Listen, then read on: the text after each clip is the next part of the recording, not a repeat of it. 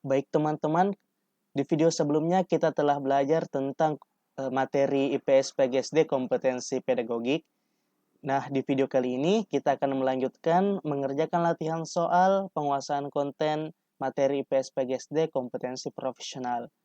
Oke.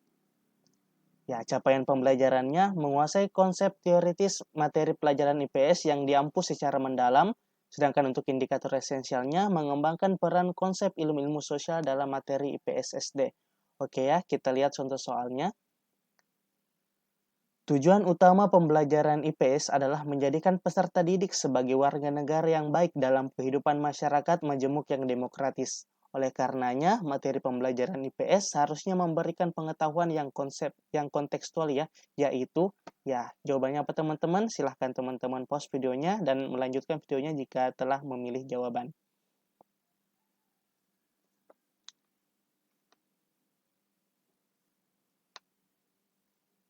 Oke? Ya, jawaban teman-teman apa? Ya, jawabannya adalah A ya. Menyajikan pengetahuan, fakta, dan fenomena yang sesuai dengan materi, tujuan pembelajaran, serta sesuai dengan konteks sosial budayanya. Oke, kita lihat pembahasannya ya. Pembelajaran IPS yang kontekstual yaitu pembelajaran yang menyajikan fakta, konsep, serta fenomena sosial dan budaya yang benar-benar terjadi di dalam masyarakat. Ya, dalam masyarakat dan sesuai dengan kehidupan nyata peserta didik. Pembelajaran kontekstual diharapkan memberikan pengetahuan yang praktis bagi peserta didik untuk dapat memahami dan mengatasi masalah sosial yang dihadapinya. Dalam merancang pembelajaran, ya semestinya guru memilih dan menyesuaikan dengan tujuan pembelajaran. Oke, clear ya. Kita ke capaian pembelajaran berikutnya. Ya, sedangkan untuk indikator esensialnya, menerapkan nilai-nilai yang dikembangkan IPS SD dalam kehidupan sehari-hari. Oke, kita lihat contoh soalnya ya. Pendidikan IPS SD memuat banyak nilai antara lain nilai edukatif, nilai ketuhanan, filosofis, dan praktis.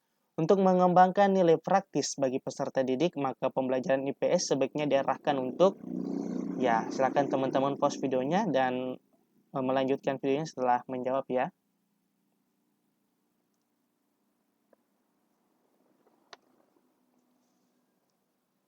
Ya, oke. Ya, selamat untuk teman-teman yang menjawab B ya, karena itulah jawaban yang tepat. Ya, maka pembelajaran IPS sebaiknya diarahkan untuk mampu mengatasi masalah kehidupan di masyarakat secara tuntas dan bijaksana. Oke, kita lihat pembahasannya. Dalam proses peningkatan perilaku sosial melalui pembinaan nilai edukatif, tidak hanya terbatas pada perilaku kognitif, melainkan lebih mendalam lagi berkenaan dengan perilaku afektif ya. Sehingga melalui pembelajaran IPS, perasaan, kesadaran, penghayatan, sikap, kepedulian, dan tanggung jawab sosial anak ditingkatkan sehingga memiliki kejelian terhadap berbagai fenomena ya seperti ketimpangan sosial, penderitaan orang lain, perilaku yang menyimpang dari norma dan nilai melalui IPS yang ditanamkan sampai menyentuh nuraninya. Ya, kita ke capaian pembelajaran berikutnya. Ya, mampu mengembangkan materi, struktur, dan konsep keilmuan IPS ya, indikator esensialnya menggunakan lingkungan sekitar sebagai sumber belajar IPS SD.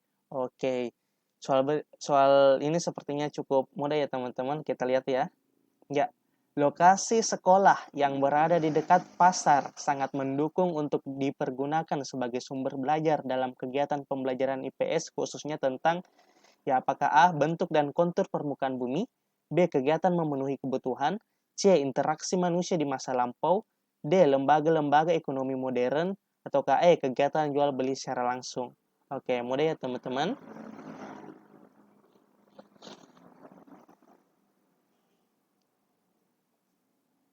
Ya, jawabannya adalah E ya, kegiatan jual beli secara langsung.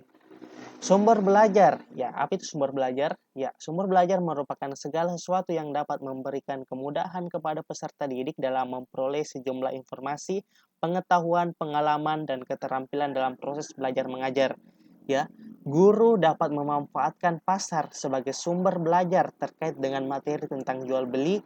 Pasar dimanfaatkan untuk kegiatan observasi mengenai proses transaksi jual beli, mengamati keadaan pasar tradisional, mengamati interaksi antar pedagang dan mencatat barang-barang ya yang diperjualbelikan di pasar tradisional. Oke, kita ke capaian pembelajaran berikutnya. Menguasai konsep teoritis materi pelajaran IPS yang diampu secara mendalam. Sedangkan untuk indikator esensialnya, menyusun fakta, konsep, dan generalisasi dalam pembelajaran IPS SD. Oke, kita lihat ya. Contoh soalnya.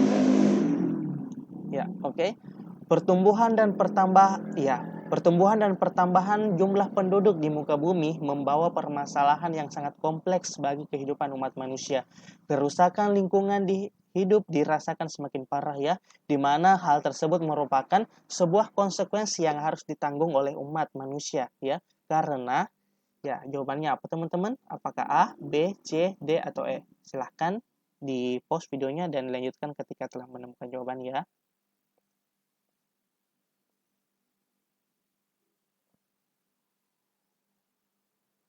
Ya, pertambahan jumlah penduduk ya. Ya, konsekuensi yang harus ditanggung umat manusia karena pertumbuhan dan pertambahan jumlah penduduk di muka bumi ini ialah ya, jawabannya adalah D. Semakin besar jumlah penduduk, ya semakin besar pula sumber daya yang dibutuhkan ya. Kita lihat pembahasannya. Jumlah penduduk dunia menurut Biro Statistik Amerika Serikat mencapai 7,53 miliar pada Januari 2018. Ya, itu 2018 ya. Kalau 2022 bagaimana ya? Ya, Cina, Amerika Serikat, India, dan Indonesia merupakan negara dengan jumlah penduduk yang terbanyak. Untuk memenuhi kebutuhan manusia sebanyak itu, maka diperlukan eksploitasi yang semakin intensif atau sumber daya yang ada. Kegiatan eksploitasi sumber daya dan lingkungan yang besar-besaran tanpa diimbangi dengan kesadaran untuk menjaga kelestarian merupakan sumber kerusakan lingkungan hidup. Oke, kita ke capaian pembelajaran berikutnya. Memahami cita-cita, nilai, konsep, dan prinsip-prinsip pokok ilmu-ilmu sosial dalam konteks kebinekaan masyarakat Indonesia dan dinamika kehidupan global. Sedangkan untuk indikator esensialnya, menganalisis konsep ruang dan waktu dalam dinamika kehidupan global. Oke, kita lihat ya contoh soal yang dimaksud bagaimana. Ya, urbanisasi ya. Urbanisasi merupakan salah satu fenomena yang melanda negara-negara yang sedang berkembang. Perspektif geografi terhadap fenomena urbanisasi adalah ya, apakah A. perubahan budaya dalam bekerja, B. perluasan suatu area atau wilayah, C. kedekatan antar ruang permukaan bumi, D. penyebaran iptek yang merata, E. tempat tinggal yang semakin rapat. Oke ya, jawabannya apa teman-teman? Ya, jawabannya adalah ya, B ya, perluasan suatu area atau wilayah. Oke, kita lihat pembahasannya. 3 peristiwa ya yang termasuk dalam proses urbanisasi. Ya, yang pertama perpindahan penduduk dari pedesaan ke perkotaan, B perluasan area atau kawasan kota, C perubahan cara hidup sebagai orang kota. Ya, dalam keadaan yang demikian, perspektif geografi tidak lagi hanya terbatas pada ruang yang disebut kampung atau perkampungan, melainkan terdorong pada kawasan-kawasan yang lebih luas. Perkembangan dan perubahan sosial ekonomi dan budaya yang mendorong seseorang untuk bekerja di kota atau mencari kehidupan yang lebih baik di kota ya, sehingga pusat kegiatan ekonomi dan pendidikan kota tentunya menjadi magnet yang sangat menarik sehingga sehingga pemukiman di perkotaan mengalami perluasan sehingga ke daerah periferal atau bahkan di pedesaan. Oke ya. Kita ke indikator berikutnya. Ya, capaian pembelajarannya sama ya. Sedangkan untuk indikator esensialnya, menganalisis adanya saling ketergantungan antara manusia dengan lingkungan dalam dinamika kehidupan global. Oke, kita lihat contoh soal. Dampak positif perkembangan dan penerapan ilmu, pengetahuan, dan teknologi terhadap masalah lingkungan hidup adalah memunculnya kajian tentang apakah A. kawasan industri baru, B. pemberdayaan lingkungan, C. ide dan gagasan baru, D. pengembangan temuan baru, atau KE. budaya imajiner yang interaktif. Ya, silakan teman-teman jawab. Ya. Jawabannya adalah A ya, kawasan industri baru. Oke, kita lihat pembahasannya. Teknologi yang diciptakan manusia untuk lingkungan hidupnya ya, menjadikan teknologi sebagai pengatur keseimbangan terhadap kerusakan yang telah dilakukan oleh manusia dan mengakibatkan manusia sangat ketergantungan terhadap penggunaan teknologi ya. Penemuan yang canggih dalam bidang industri ini menyebabkan dampak bagi lingkungan. Sasaran pembangunan dalam bidang industri harus ditujukan bagi upaya peningkatan kesejahteraan masyarakat serta memberi kesempatan hadirnya industri baru untuk menyediakan sarana dan fasilitas bagi masyarakat. Oke ya. Jadi kita ke capaian pembelajaran selanjutnya. Ya, sama, sedangkan untuk indikator esensialnya menganalisis permasalahan kebinekaan masyarakat secara kritis dan kreatif melalui berbagai kegiatan sosial.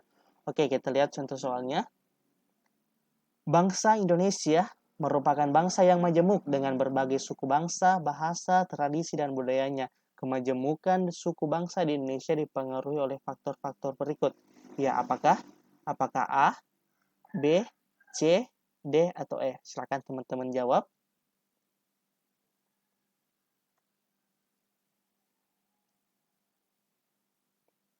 Ya, jadi jawabannya adalah tepat ya, jawabannya E.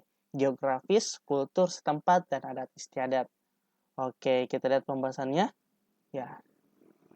Kondisi geografis Indonesia yang berupa kepulauan yang dipisahkan oleh laut dan selat memungkinkan penduduk yang menempati pulau itu tumbuh menjadi kesatuan suku bangsa yang terisolasi dengan yang lain ya. Setiap suku bangsa mengembangkan pola perilaku, bahasa, dan ikatan kebudayaan lainnya yang berbeda dengan suku bangsa yang lain.